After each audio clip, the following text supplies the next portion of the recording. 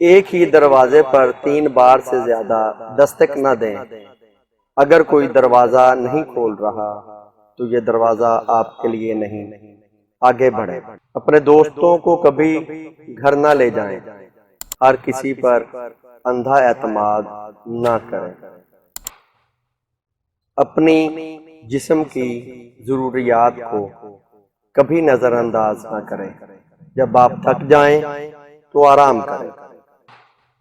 कभी किसी और की जिंदगी बर्बाद ना करें। अपनी जाती जिंदगी के बारे में कभी भी किसी को ना बताएं। एक ही दरवाजे पर 3 बार से ज्यादा दस्तक न दें। अगर कोई दरवाजा नहीं खोल रहा तो ये दरवाजा आपके लिए नहीं, आगे बढ़े। अपने दोस्तों को कभी घर ना ले जाएं।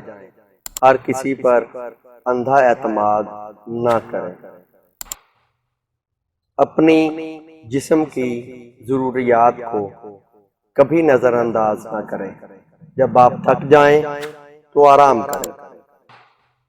कभी किसी और की जिंदगी बर्बाद ना करें। अपनी जाती जिंदगी के बारे में कभी भी किसी को ना बताएं।